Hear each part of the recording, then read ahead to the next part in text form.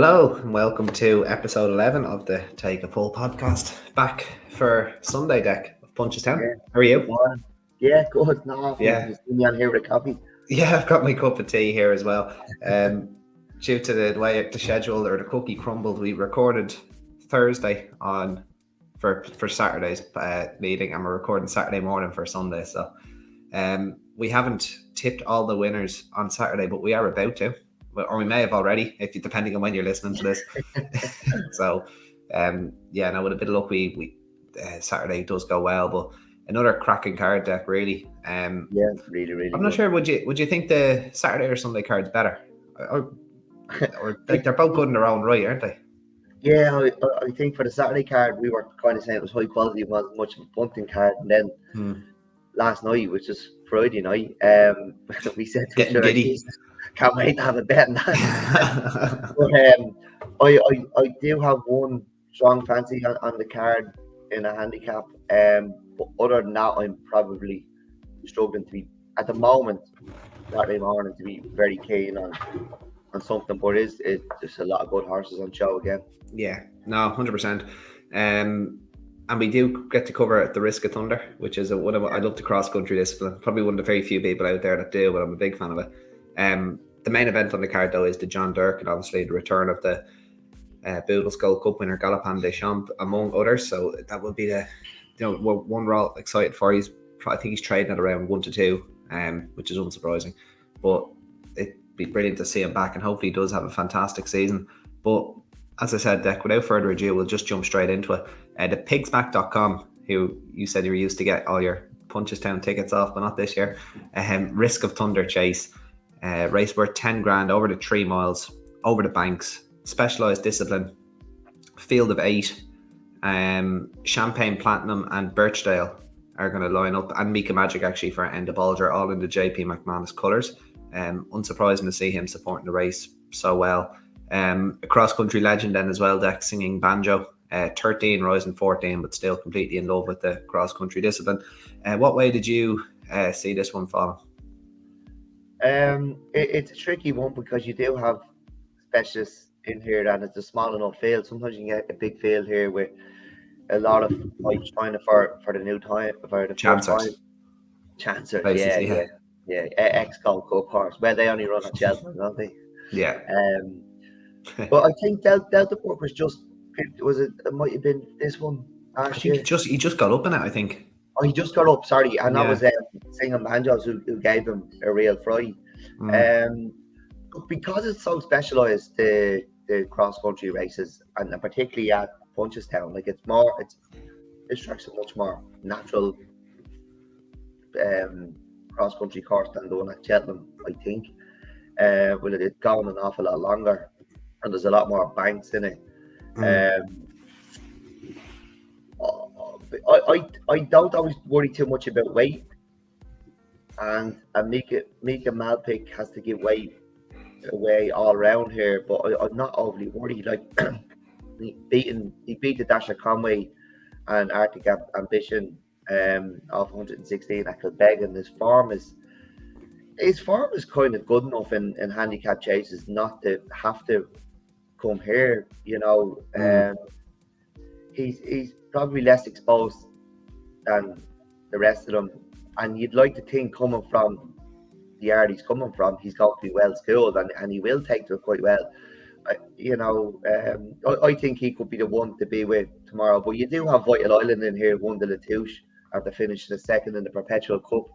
Yeah. He's an 11-year-old, but like age doesn't always matter too much with the meter. What do you think? Singing Banjos 13 rising 9. Or 13 rising 14. 13 rising 9, Bladen Benjamin Button in the field. The way he jumps around this track, he looks like he's 13 rising 9. He may as well be. Yeah. He absolutely loves it. And 3x2 was toured at the festival after beating Vital Island in the Perpetual Cup.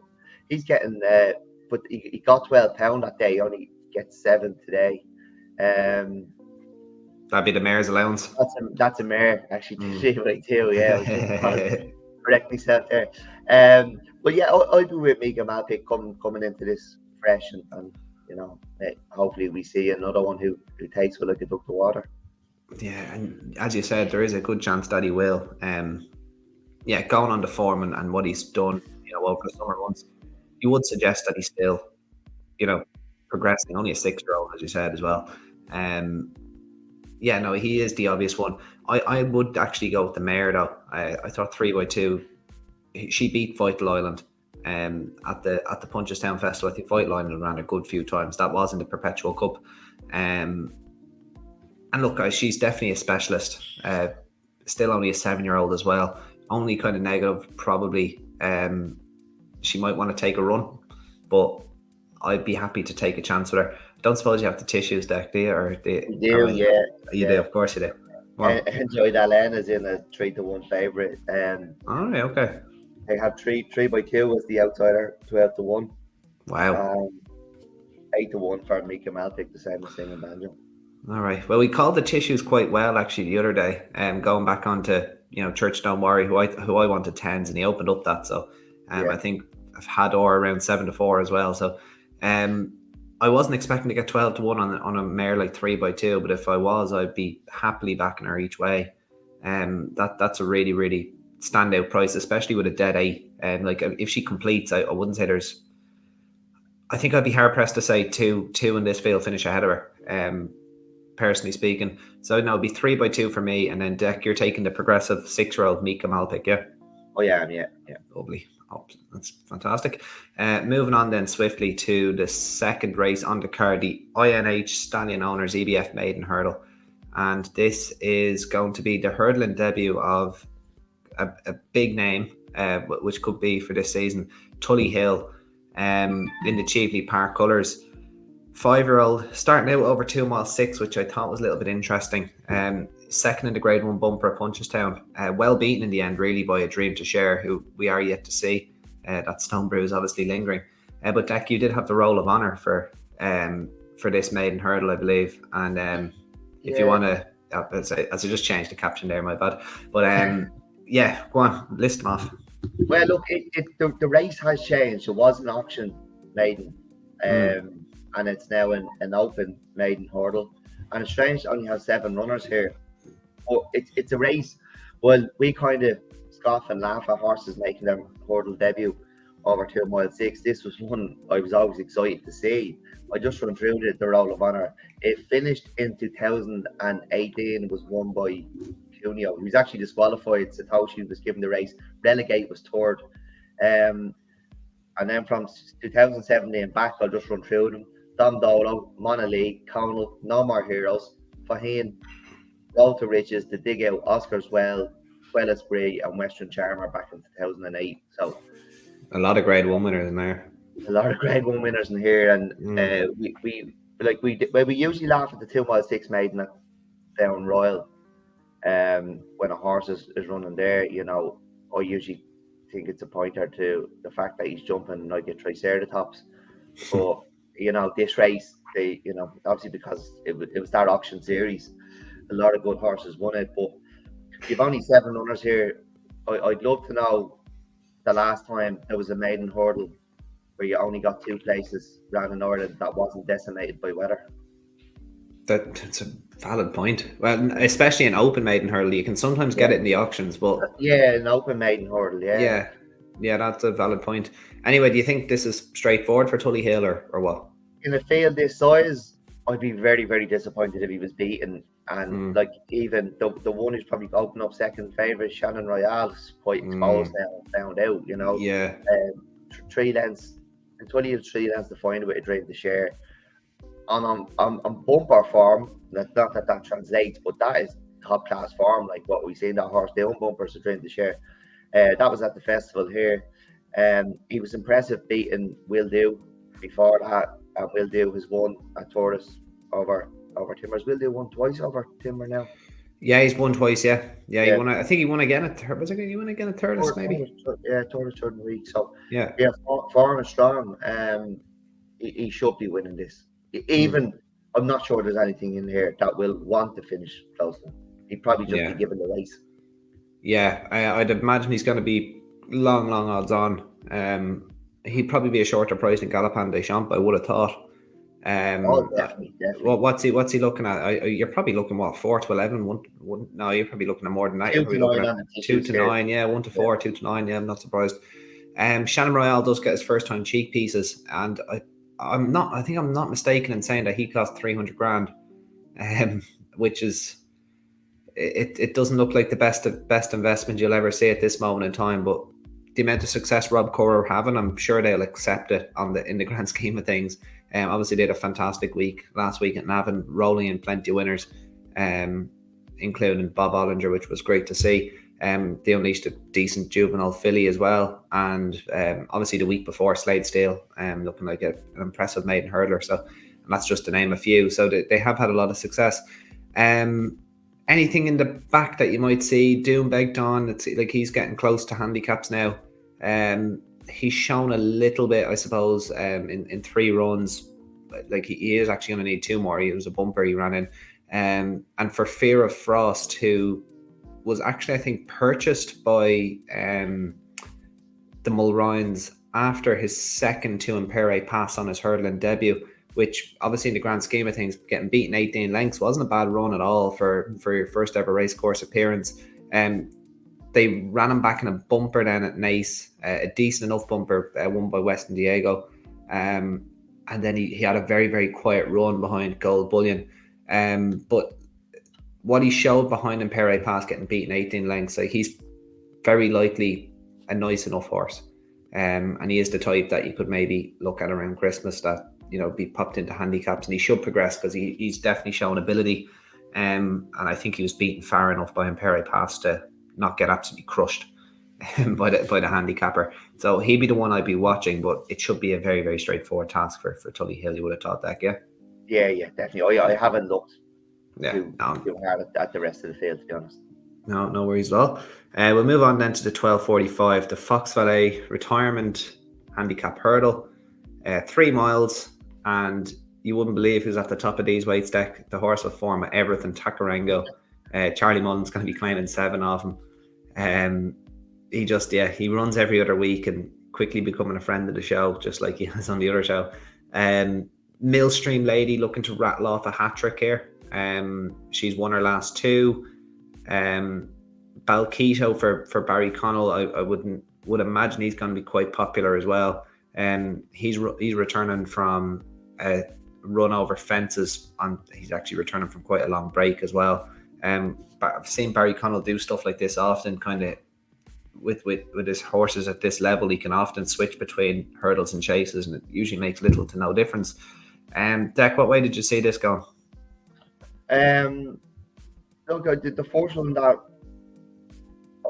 caught me eye was Quest with Spade. It was a maiden winner on his first attempt. I think this is his handicap debut. It was the first one I was drawn to, but as I went down through it, I seen Irish Envoy out there waiting on to run up and trip, and I'd be quite keen on Irish Envoy here. He won on his handicap debut of 102. He's up £7, which is probably the minimum you can go up, isn't it? Like your penalty £7, so you do win the race, really automatic, isn't it? He's up in trip, so that I think that's going to cancel out the £7. Tom Harney takes the ride again. Tom's a great lad, getting lots of opportunities, and he's riding really, really well, in my opinion. So I'd be very, very keen on Irish Envoy in this. Right, fantastic. Yeah, I thought they were questioned the improvement in form last time out, when he got up to win by half a length. Trainer said regarding the improvement in form that her charge ran very disappointingly last time out, and despite her best efforts, she was unable to establish a reason for the poor run. I thought this was quite an easy explanation to step up and trip, going up from your 2 miles 2 to 2 mile 4 at a more conventional track. Obviously, poor run at Downpatrick. Not every horse handles Downpatrick. I thought that was actually one of the easier explanations there. But also the fact that he wasn't trying, I suppose. Also gone up to 2 mile 4, winning, getting up late, and now up to 3 miles again. I think that's gonna the extra half mile is gonna cancel out the £7. Yeah, so, clearly likes the track as well. He's ran here 3 times, twice over hurdles.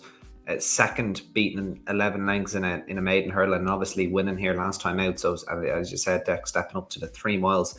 5-year-old Tom Harney taking off a good 7. yeah, no, there's not a lot to not like, is there really? So I would. Do I want to take a chance on Balkido? I probably don't.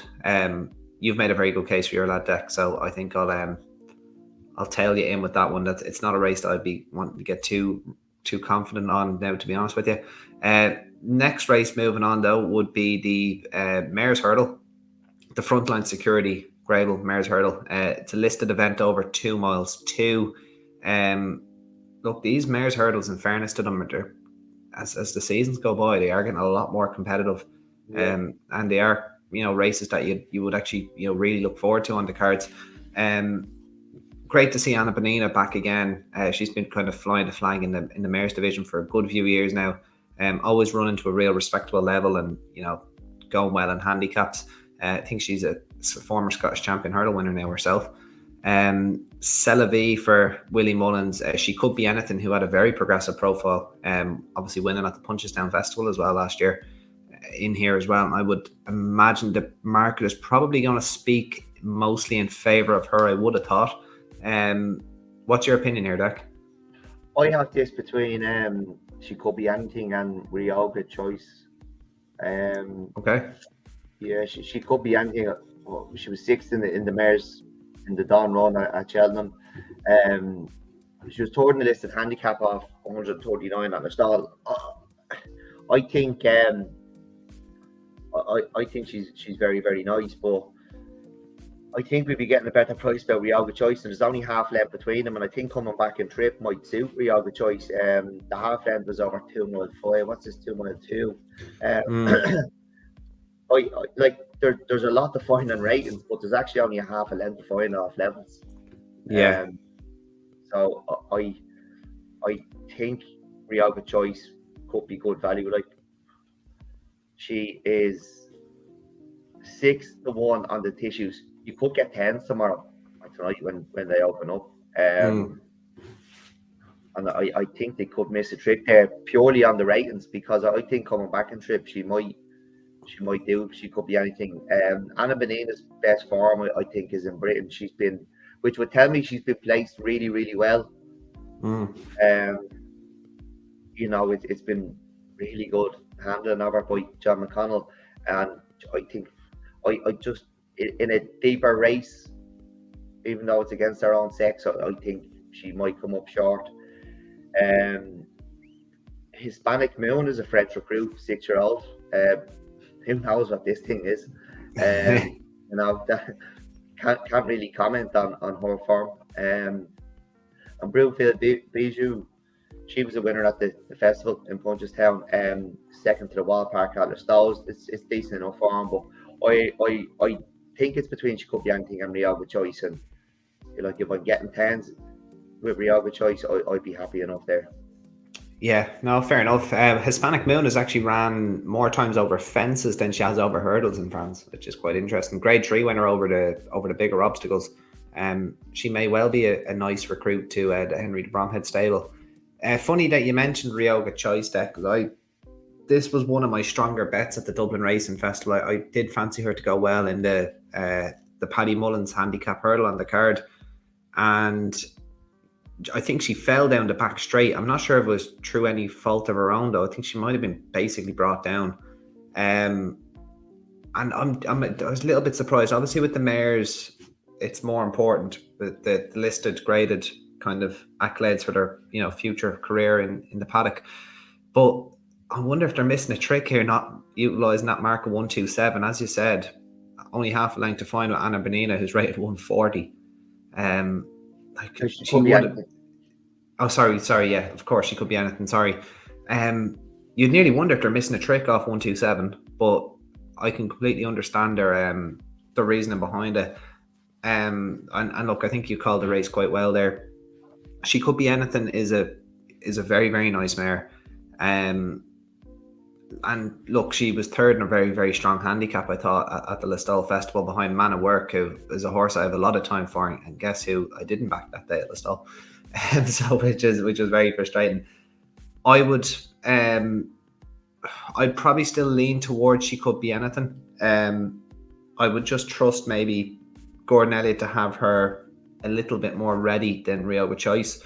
but I can completely see where you're coming from with Ryoga Choice. As I said, I've a lot of time for, and I was just wondering in the back of my mind, would they maybe be trying to come back for that Paddy Mullins handicap hurdle, because the owner brother.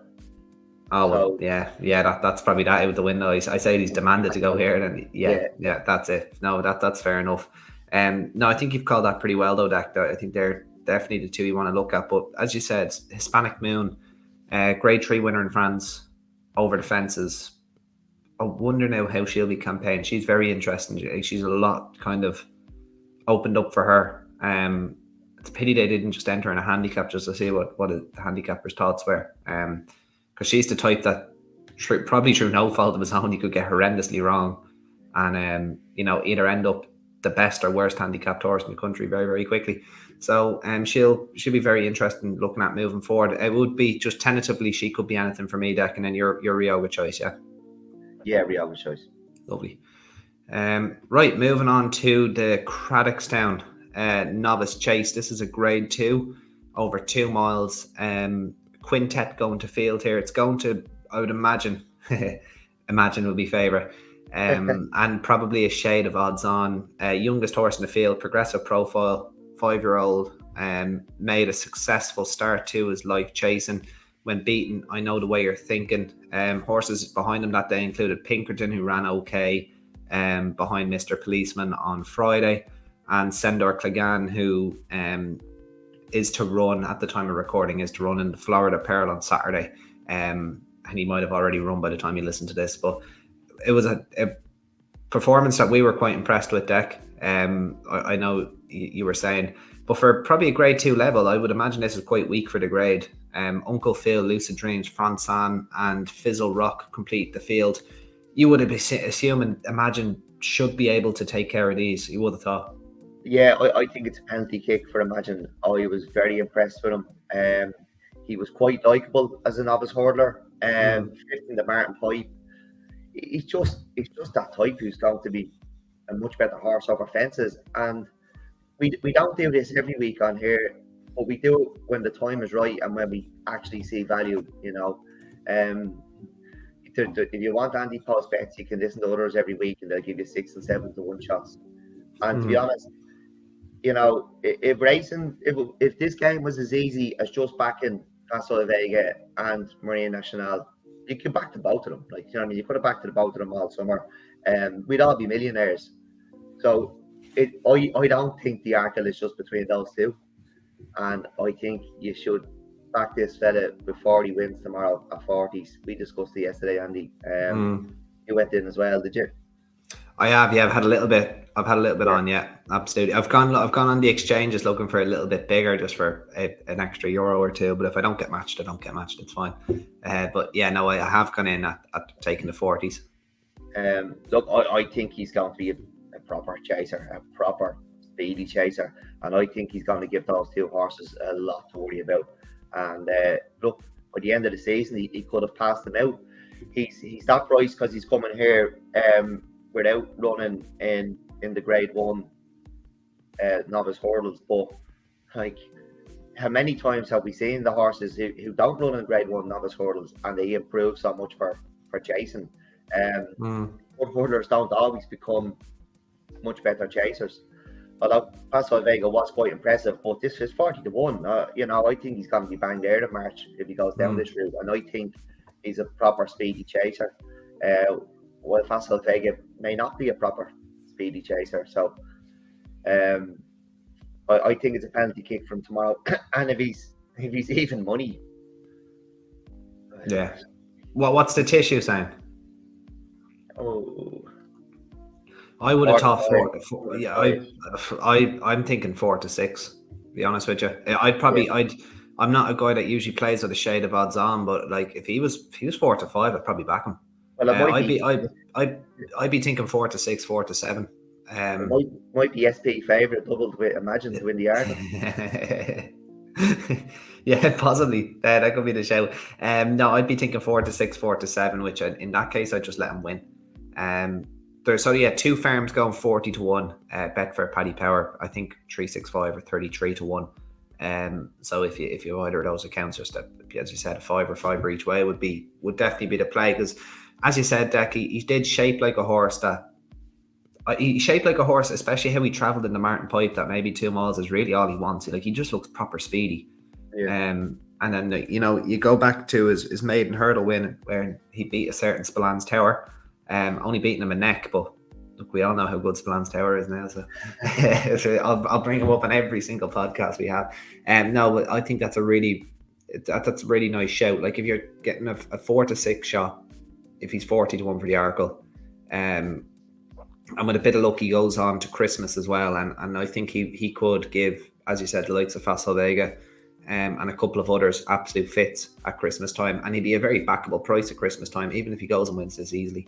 So I think he's a horse that you really should latch on to myself. And yeah, I don't think he should have too much trouble beating these. Lucid Dreams is a worthy enough opponent given his experience. Like, obviously he's won 2 of his 4 starts, but he's been absolutely clattered by Let's Be Clear about it. And I just think that Imagine is as good as him at this point in his career with the upward trajectory. Let's Be Clear about, obviously a much older horse, and Imagine just still only 5. And I think as time goes by, and by the way I mean as time goes by, like later this season, I'd be expecting the likes of Imagine to kind of easily deal with the likes of him. So surely Lucid Dreams is too exposed at this stage to be. You would have thought this season's Arkle winner after only one chase run.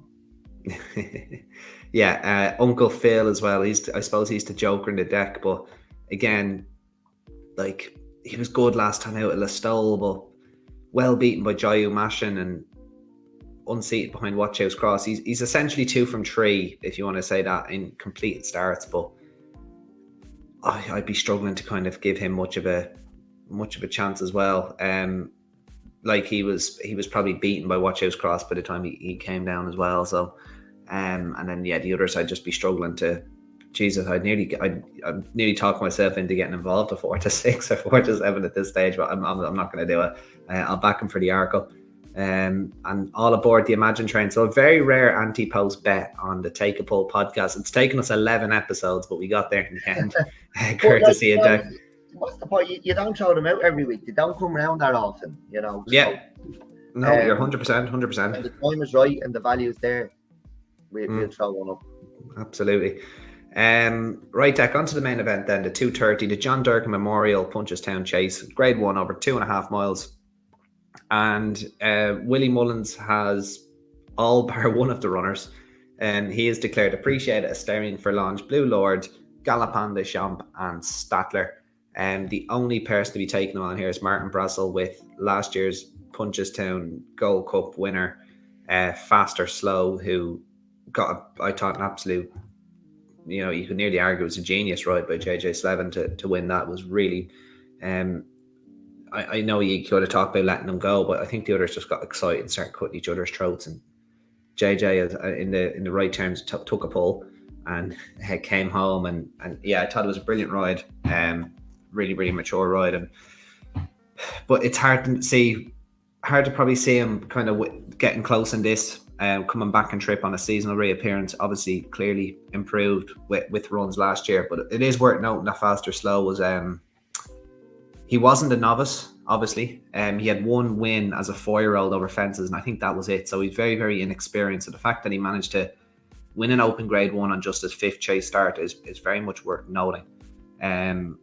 So, Deck, the John Durkan, I know I've actually just talked about Faster Slow there for the last 30 seconds, when we really should have been talking about the exceptional Gold Cup winner, Galopin de Champ.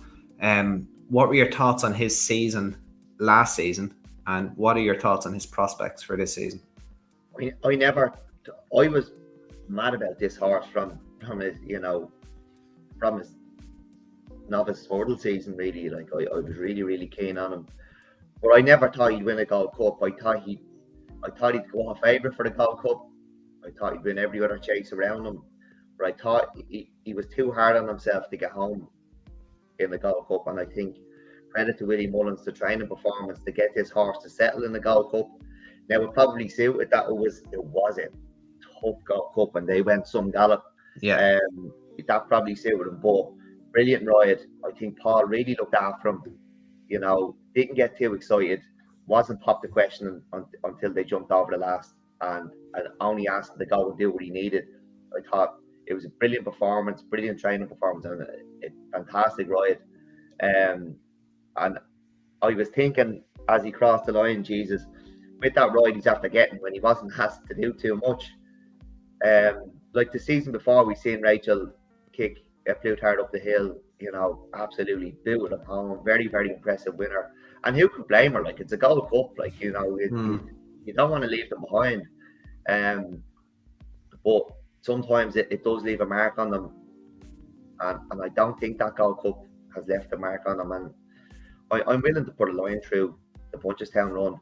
I know fast and slow beating, but he's such a tricky one to work out. He could redevelop it. That could have been real. Like that could be how good he is at Punchestown. But we know Punchestown Festival throws up funny results with horses over the top. It's late in the season. Like, I can't remember the date, but that could have been in May. It's their last few days of April or May. So second, you'd want them to be winning the Ultimate, though, wouldn't you? Before that, like, yeah, I always thought he pulled himself up because he jumped the last pretty much in front in the Ultimate. Now, in hindsight, he's bumped into a horse that had all sorts in hand. Yeah. But he led them over the last in the Ultimate. I think he led them over the last in the Coral Cup as well, and he got done in both races, and it made me question his attitude. Obviously happy to take that back on what he did at Punchestown, but yeah, no, I can see what you mean about the Ultimate. Like, he has bumped into a horse that's had stones in hand, but, like, you know, they've weight in hand, they've weight in hand, you know. I've no doubt he's a good horse and he deserves his place here. I'm struggling to work him out. I'd like to see more of him, to be honest. And I hope he gives Galloping Des Champs a good race here. And he is a proper chaser, and he's another one to we look at in the rest of the races this season. I think it's between the two of them. Blue Lord, I think he struggled after Christmas when the going got really tough. Appreciate 9-year-old now, beautiful looking beast. He struggled at the top level. Asterion Forlange has been back hurdling, clearly not well. All the ability in the world. Adler was pulled up in the Gold Cup. He's lots to find with Galloping Des Champs on the Leopardstown run. You'd be disappointed if Galloping Des Champs or Fast or Slow didn't win this. Yeah, no, you would be. I think Blue Lord does deserve a mention. I know he did say he struggled after Christmas, but that 11-length defeat of Captain Guinness at Christmas does look a hell of a lot better now. That was probably one of the best 2-mile performances last season. And look, this is probably more his thing this trip, or is it? Yeah, well, I really fancied him for the Ryanair last year, and he just let me down. He never seemed comfortable. And I'm just wondering, is he a horse that? You know what? Sorry, and you could. Yeah, go on. I have a theory on the Ryanair that it's won by speedy horses. It's won by the horse who could win over 2 miles, and that's why I was keen on Blue Lord. And the reason I think that is because it starts in the middle of the course, and they climb and climb and climb till they go by the best made stand and begin to come out to the country. So I think they go really, really steady in it, and it turns into a bit of a dash towards the end. And the speedy horse gets home, and he has to turn a foot to do it.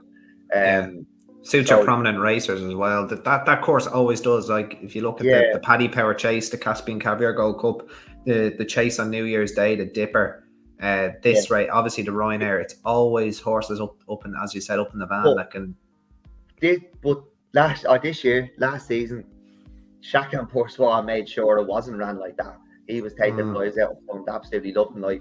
And I think that's why the 2 milers didn't get home in the Ryanair. Yeah. And it was won by a horse who has, you know, he's still, I think he's very good 2 miler, but MYLN had won over 3 miles that season. Shishkin, we know, was a stayer, like he wasn't far behind him.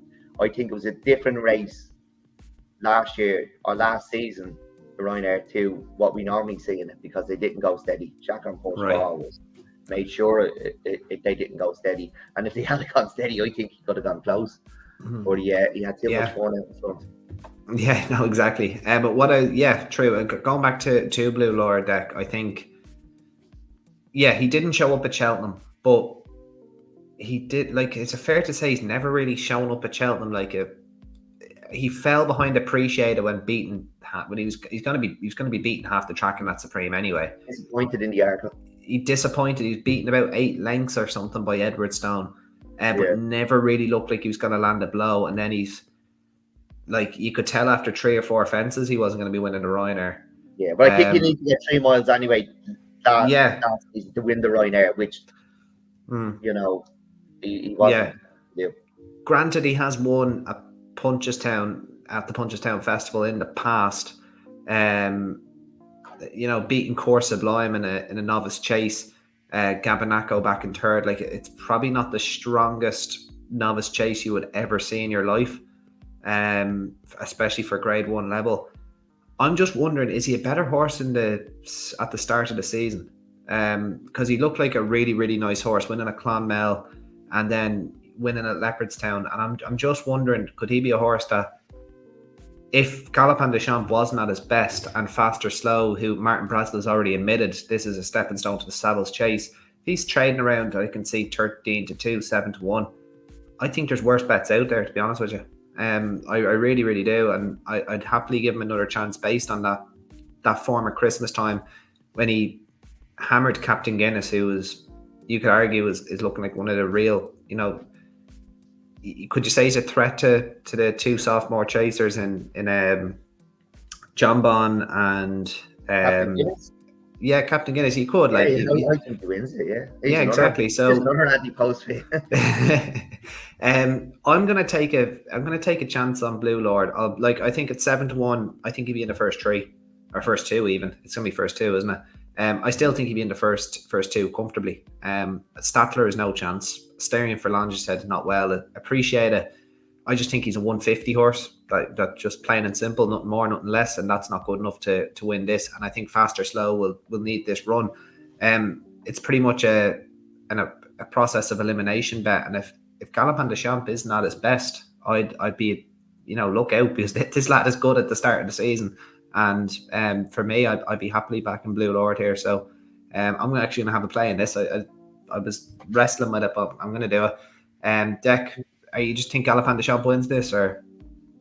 I do, but that's a fair shout from you. You made a very good case, so I might do the forecast Galopin Des Champs to beat Blue Lord.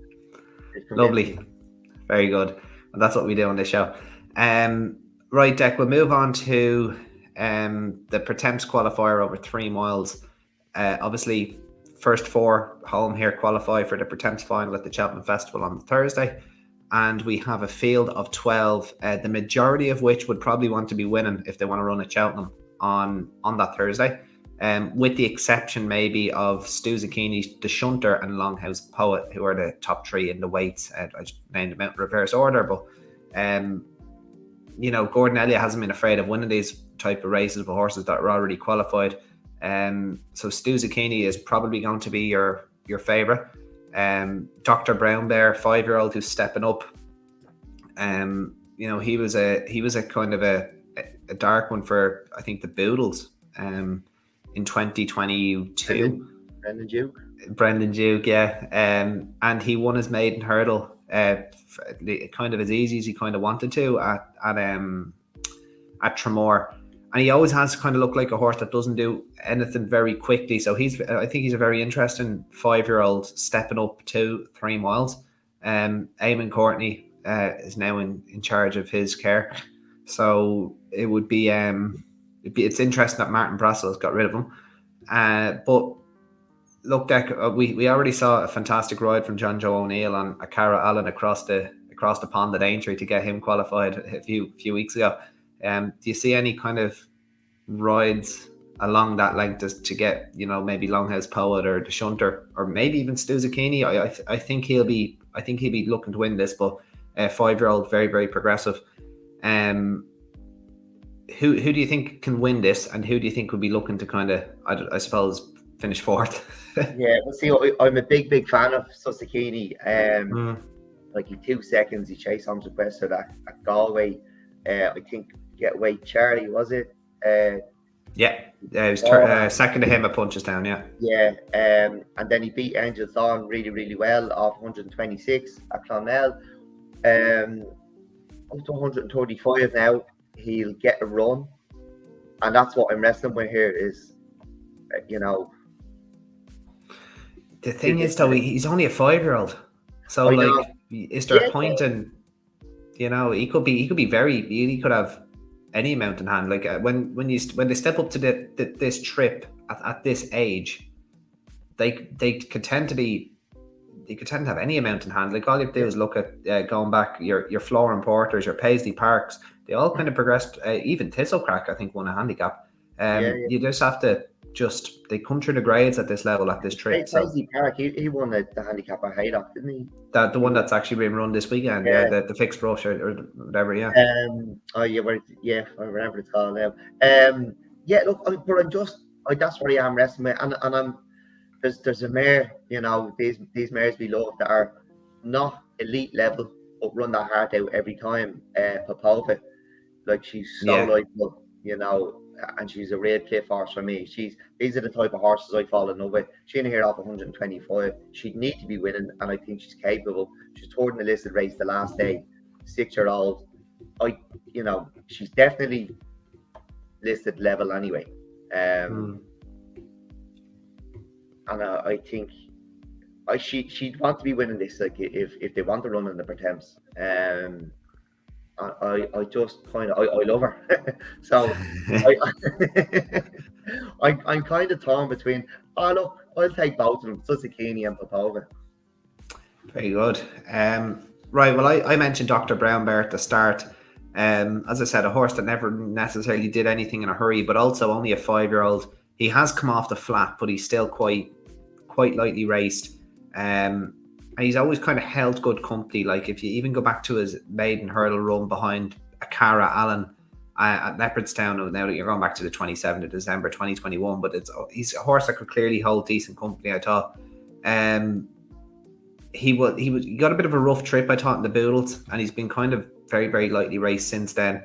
And he's gone and won a Tremor, and I like the way that he's only 5 and they're stepping him up to 3 miles. I thought he might, he could maybe run a nice race there. Clearly, it goes well fresh as well. Stu Zucchini is the one that I am like I just want to watch. Again, couldn't be confident in backing him, but if there was a gun to my head, I'd be saying, look, I'd say they're just going to try and go and win with this guy. Like, the horse is in great form. He's only 5. For all we know, he could be better than a handicapper by the end of the season. And we did see it last year. Like, Gordon Elliott didn't take the foot off when Maxim was qualified, and so the horses are enjoying themselves. There's no point in you could sour a horse like this if you just have to go and strike while the iron's hot. So I'd be confident enough that Stu Zucchini would be A, favourite for this race, and B, will probably take all the beating. But with that said, I will be siding with Dr. Brown Bear, who I think is definitely mileage off his mark of 119. Paddy O'Hanlon taking off 3 as well. So that's the Pertemps qualifier deck. And to wrap up, we have a bumper. And this is, the final race on the card, the final race of a fantastic weekend's action. It's the Irish Daily Mirror bumper. And we're going to have 9 runners. It's not really a lot to be going on deck. The Passing Wife is the one that I instantly looked at. I kind of alluded to it. Like, Gavin Cromwell only runs good ones in bumpers. Obviously won both bumpers at Navan last weekend. Although he did run this one in a bumper, and I know he didn't actually. Oh my dear Lord, he's coming back. He's coming back from maiden hurdles. I'll just take my money now. Jesus Christ, take all the boxes. Take it all. Right, so the nap of the day goes in the bumper, guys. The Passing Wife. I look, as I said, Gavin Cromwell will only run horses in a bumper if he thinks they can win it, and he's coming back from hurdles, so they're just 2 massive big ticks in those boxes. Pren's Garde de Trois is, I would imagine, as a bit of a talking horse. Second to DB Cooper in his point-to-point, who was second in a bumper there at Ferryhouse on Friday. May have bumped into a very nice horse there though. Deck, is there anything that you see here? Obviously, Soar the guard as well, in the Donnelly colours for Willie and Patrick Mullins. What's your thoughts here? I didn't look any further than the passing wife. You see them, yeah. You see Gav, and you see the hurdles, and case closed. Hardly capo. Yeah, hurdles. Yeah, lovely. Yeah, I suppose is that or not? It's probably the nap. I'm not Irish envoy, but yeah. Look, some nice, some fantastic selections here, Deck. I know you said you had one at Cork. Am I correct? Yeah. Lovely. So there's best bets finally. Yeah. So it was actually it got a mention before, and I mentioned to put it into your top tracker. Cork 110, the Galway Gallivanter. He's had 2 runs in handicaps now. He was 4th behind See the Sunset, who was also put up on. Was put up on it? I think he was put up on one of the early taps. He was See the Sunset, yeah, down Patrick, yeah. Went in at big odds. So I think we'll see the Galway Gallivanter more prominent on Sunday, and I think he's the one to be with in that race 110. Fantastic, Tech. That's brilliant. Yeah, the Galway Gallivanter. That's some name. Brilliant. And there's also a Mare's Beginner's Chase at Cork, which sees the chasing debut of Halka de Tarbert, which I think is very much worth noting and worth watching. I'd imagine if she's not odds on, because obviously I won't have tissues for that. Night and Day, I've always found her to be a bit of a hype machine. So if Halka de Tarbert is odds against to beat Night and Day in that Mare's Beginners at Cork, which is at 220, I think she's definitely worth backing. Deck, I'm not sure if you probably don't have the Cork tissues on you there, do you? Probably not.